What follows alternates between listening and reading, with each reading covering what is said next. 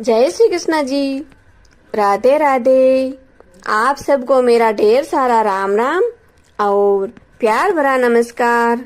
आज मैं आपको तपसी लपसी की कथा सुना रही हूँ, जिसे आप बड़े प्रेम, श्रद्धा और आदर भाव से सुनिए। लपसी तपसी की कथा को सुनने से पहले मैं आपको इस कथा के बारे में 3 विशेष जानकारियां देना चाहूंगी, जिसमें पहली और विशेष जानकारी यह है कि हमें लपसी तपसी की कथा को सुनते समय अपनी हथेली में अनाज का आधा दाना रखना चाहिए। जैसे कि हम किसी भी कथा या कहानी को सुनते समय अपनी हथेली में गेहूं, बाजरा या चावल के दाने 5, 7, 9 या 11 दाने रखते हैं, तो लपसी तपसी की कथा सुनते समय हमें अनाज का आधा दाना ही रखना चाहिए। दूसरी विशेष जानकारी यह है कि हम जिस तरह किसी भी कथा कहानी को सुनते समय पालथी बनाकर या विश्राम की मुद्रा में या आराम से बैठते हैं, तो लपसी तपसी की कथा सुनते समय हमें उस मुद्रा में नहीं बैठना है, बल्कि अपने घुटनों को ऊंचा करके बैठना है। क्योंकि जिस तरह तपसी के ऊपर चोरी का इल्जाम आया था, उसी तरह हमारे ऊपर किसी भी तरह का चोरी या लोभ का इल्जाम न आ पाए। और तीसरी विशेष जानकारी यह है कि हम किसी भी कहानी कथा को सुनते समय उसकी हुंकार लगाते हैं, यानी बीच बीच में हाँ हाँ करते हैं या हुंकार भरते हैं। तो तपसी लपसी की कहानी को सुनते समय हमें बीच में हुंकार नहीं लगानी चाहिए, बल्कि हमें इस कहानी को चुपचाप बैठकर सुनना चाहिए। तो दोस्तों, लपसी तपसी की कहानी तो आपने कई बार सुनी होगी, लेकिन इस तरह की विशेष जानकारियां आपने शायद ही सुनी होगी।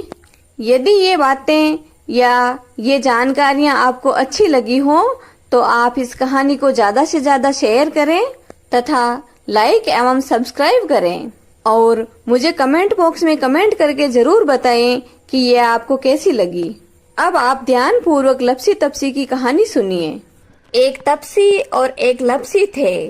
तपसी तपस्या करता था और लपसी 1.25 सेर लापसी का भोग नित्य प्रति भगवान को लगाकर स्वयं भोजन कर लेता था। एक दिन की बात है कि तपसी और लपसी के बीच झगड़ा हो गया। तपसी कहता है कि मैं बड़ा और लपसी कहता है कि मैं बड़ा।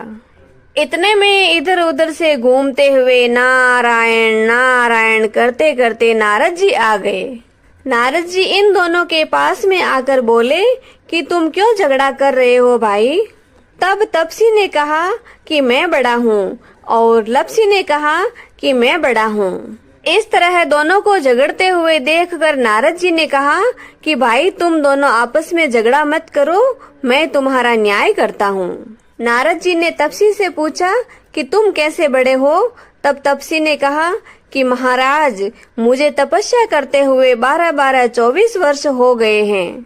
मैं एक ही स्थान पर अडिग होकर बैठा हूँ और तपस्या कर रहा हूँ। मेरे पास में इतनी लंबी लंबी घास हो गई है। मेरे कानों में चिड़ियों ने आले डाल दिए हैं। मेरे पूरे शरीर पर चींटियां रेंगने लग गई हैं। इतनी तपस्या कर रहा हूँ, इसलिए मैं ही तो बड़ा हूँ ना। फिर नारद जी ने लपसी से पूछा कि भाई तुम कैसे बड़े हो। तब लपसी ने कहा कि महाराज, मैं हमेशा 1.25 सेर लापसी बनाकर भगवान को भोग लगाकर स्वयं भोजन करता हूँ। मेरा प्रभु को नित्य भोग लगाने का नियम है, इसलिए मैं बड़ा हूँ। नारद जी ने कहा कि अभी तो तुम झगड़ा मत करो, कल मैं तुम्हारा न्याय कर दूंगा। दूसरे दिन घूमते घूमते नारद जी आए। तपसी तपस्या कर रहा था और लपसी भगवान के भोग लगा रहा था। नारद जी तपसी के पास से गुजरते हुए धीरे से 1.25 लाख का मूंदड़ा छिटकाते हैं।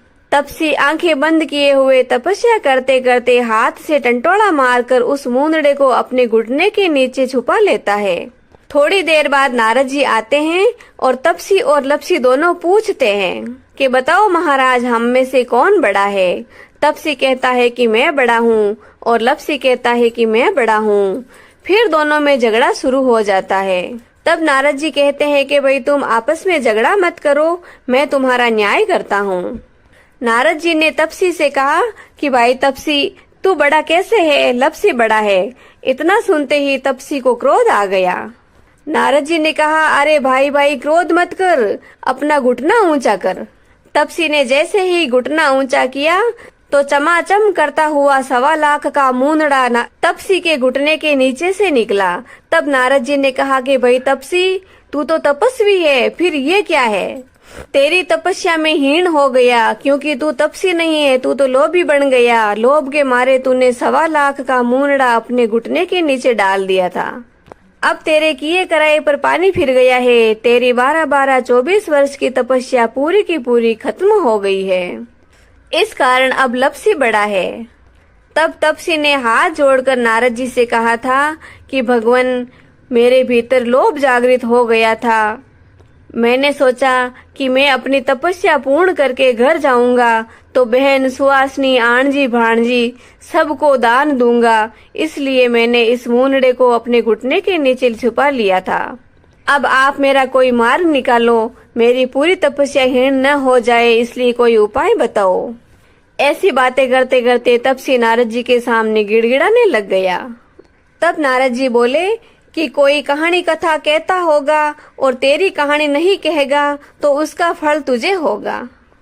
कोई रोटी बनाकर बाटियां बनाएंगे तो उससे रोटी बनाने वाले को फल होगा, और बाटियां नहीं बनाएंगे तो उसका फल तुझे मिलेगा।